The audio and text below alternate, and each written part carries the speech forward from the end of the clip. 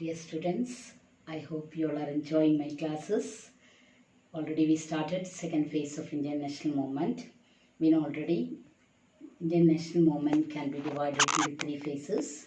First phase already we studied, the early nationalist. Now we are going to study the second phase, that is assertive nationalist. Now we are going to study the assertive nationalist. That means the period between 1907 to 1916. Now, who were these assertive nationalists? The second phase of nationalist movement, a new younger group leaders emerged. A new younger group leaders emerged within the Congress itself, and they are not ready to agree with the ideology of early nationalist leaders. And this angry young men's group, they stood for complete Swaraj to be achieved by self-reliant method. And these people, their action is mass based action, and also this group of leaders came to be called assertive nationalists. Okay, now listen again, who were these assertive nationalists? Assertive nationalist means a group of angry young men, a group of angry young men who stood for the complete freedom, complete Swaraj, or complete freedom to achieve by more self-reliant method. Okay, a group of young, angry young men who stood for complete Swaraj to be achieved by more reliant method. And also they wanted to have a mass base for their movement. And this group of leaders came to be known as assertive nationalists. These people were also called extremists group, also known as extremists group. Why they were called assertive? They were called assertive because they had a different outlook that advocated active resistance to British imperialism, because they followed a kind of active resistance method against British policy. They followed an active resistance method against British imperialism. That's why they were called assertive nationalists. They criticized British rule in India, and also they complained that India's downfall is mainly due to the rule of British. India's poor economic condition is mainly due to the administration of Britishers. And they called upon the people of India to make sacrifices for the sake of their country. And among the three prominent leaders, Bal Gangadhar Tilak, Lala Lajpat Rai, and Bipin Chandrawal. These three are very famous, and they were called Lal, Bal, Pal. That means trio. Lal, Bal, trio. Okay, the Lal, Bal, Pal means trio. Three group people are there. That's why it was called trio. You see. Second phase of nationalist movement, that emerged a new and younger group leaders within the Congress itself. These younger group leaders, they themselves called Angry Young Men's Group. They stood for complete Swaraj to achieved by a more self-reliant method, and they also wanted a mass-based movement. And apart from that, these leaders, they have different outlook. That means they advocated active resistance to British imperialism, and among them the most prominent were Bal Gangadhar Tilak, Lala Lajpat Rai, and Bipin Chandrawal. Now see, what were the causes for the rise of assertive nationalism? Causes for the rise of assertive nationalism. First one, recognition of the true nature of the British rule. First point, recognition of the true nature of British rule. We know already, earliest nationalist group, they followed the policy of petition, prayer, petition and protest. So these early national leaders, through their writings, agitation and petition to the British government, exposed the clear nature of British rule in India. It was felt that British people was responsible for the economic ruin of India. You know already, some of the writers, through their writings, they explained, Bal Gangadhar Tilak like writers, through their writings, they explained India's poverty mainly due to the British rule. Some of the political events also. Example for this, 1892 to 1905, reduction in the number of Indian members in Calcutta Corporation, restrictions in press, Vernacular Press Act they passed, and Indians realized that instead of giving more rights to Indians, British were taking away even their few existing right holds. Vernacular Press Act they passed, then Arms Act, License Act. Through this act and all, instead of giving more rights to Indian people, they removed whatever the existing right also. So all this convinced the Indians that India could not make progress unless British imperialism was replaced by government run by Indians. At last, after seeing all these acts, the Indians realized that they cannot get any progress unless British imperialism was replaced by government run by Indians at all. Thus, this assertive nationalist ideology found favor with the masses. Second point, failure of the early nationalists. Secondly, failure of failure of the early nationalists. The younger element within the Congress were dissatisfied. Many of the youngsters, they are not happy with the achievements of these early nationalists. They strongly criticize the policy of petition and protest. And early nationalists, we know very well, they followed the policy of constitutional agitation. This was totally opposed by assertive group. And the assertive nationalists, they advocated the adoption of European revolutionary method. According to assertive nationalists, a kind of revolutionary method is necessary to meet British imperialism. And the early nationalists were loyal to the crown and their political objective in the central and provincial legislature or judicial service. They kept full hope in British people, and also they worked under the control of Britishers at all, and they want to get more seats in provincial administrative system at all, provincial legislature or in judicial service. But assertive nationalists accused the early nationalists of limiting their activities the middle class of the society. The failure of the early nationalists to get something substantial from the British government led the demand for more vigorous political action using a radical approach. Assertive nationalists, they don't want to depend or they don't want to wait for the generosity of Britishers. They want to depend their ability or strength and achieve Swaraj through their various revolutionary activities at all. Okay, that is the second point.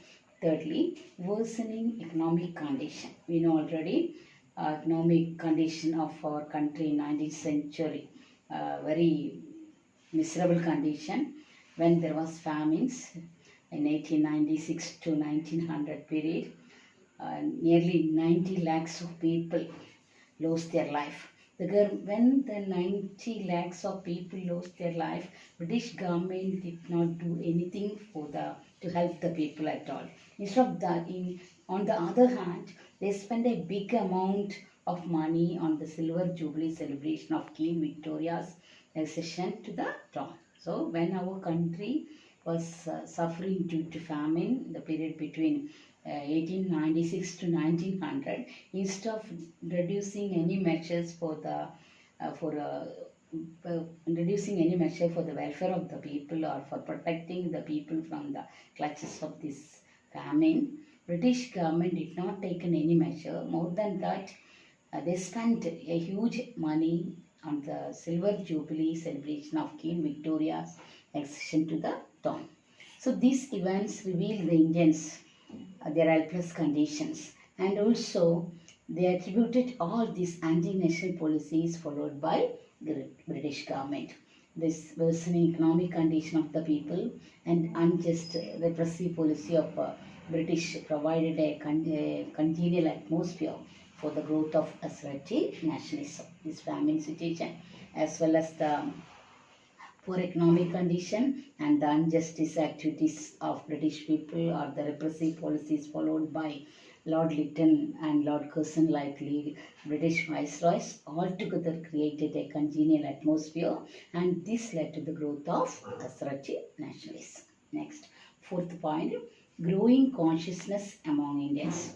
The nationalist writers, number of writers are there, Rabindranath Tagore, Bankim Chandra Chatterjee, like that, lot of writers are there, and writers, agitators like that people, they blamed British rule for the poverty of the people.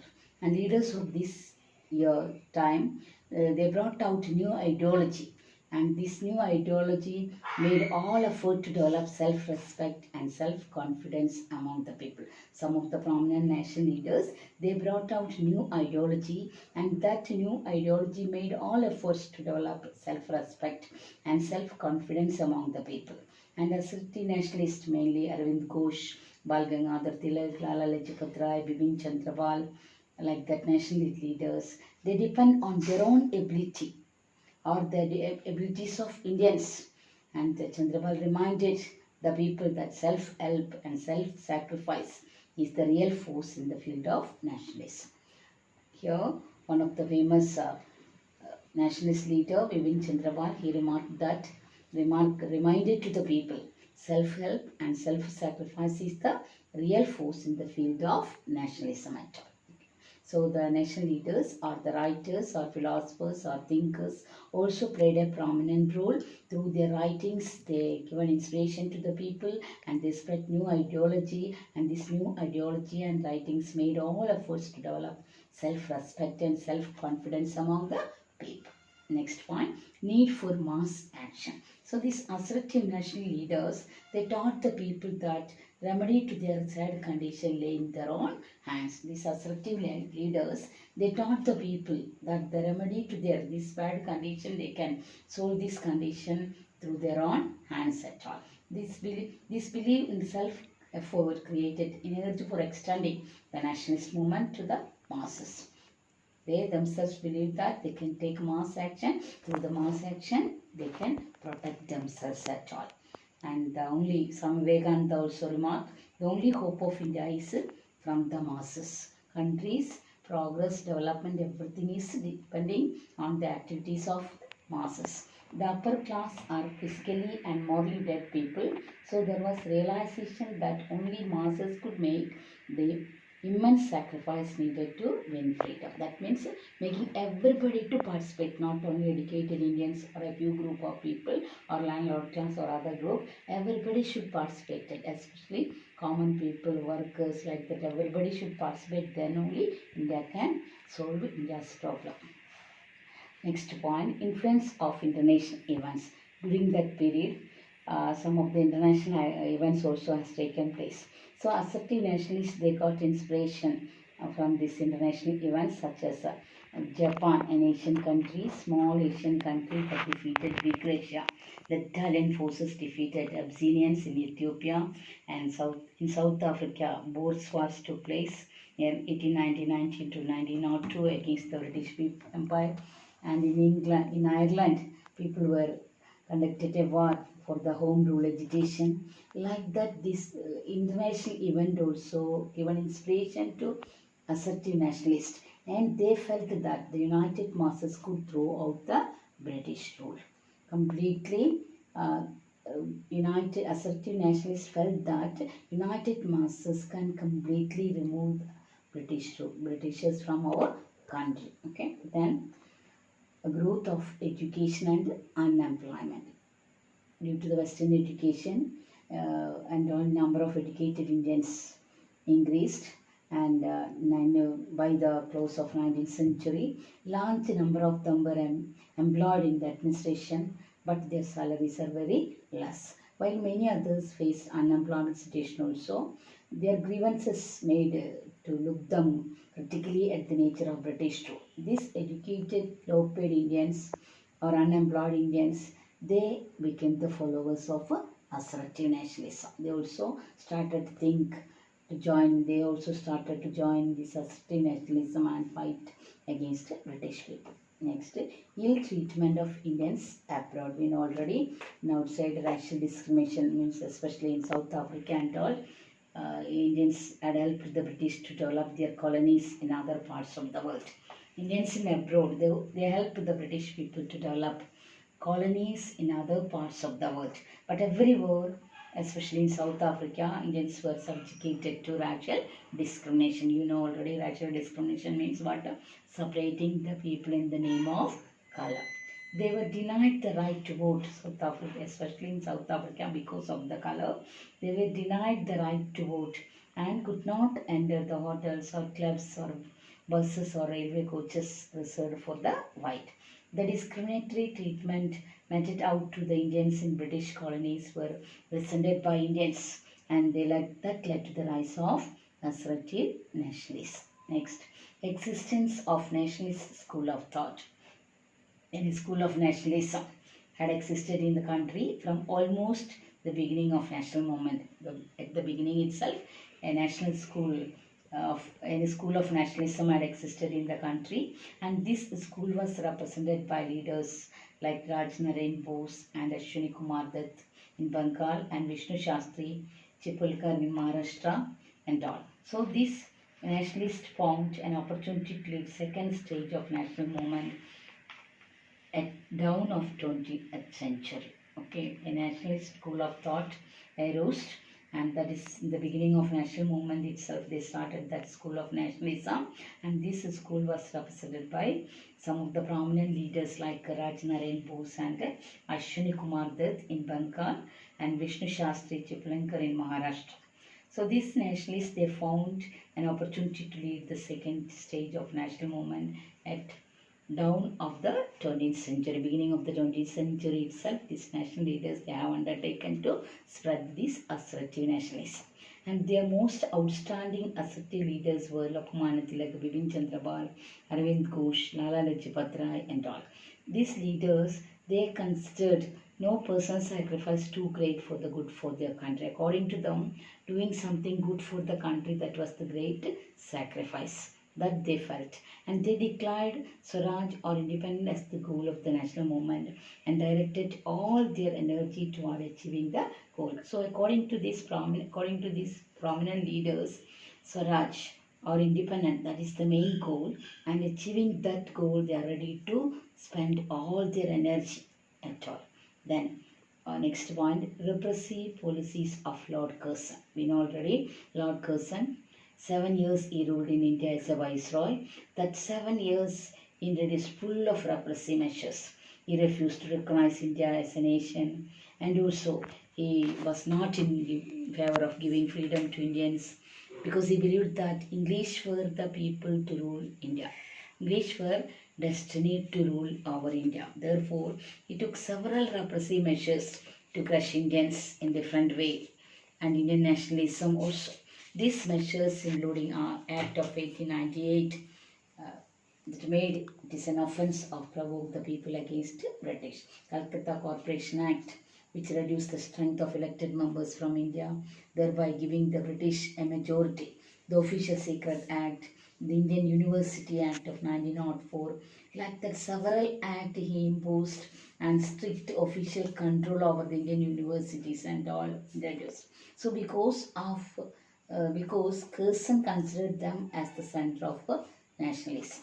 So all these measures created dissatisfaction or resentment in India at all. Okay, the repressive policies of Lord Curzon, we know already. 7 years as a viceroy, Lord Curzon ruled our country.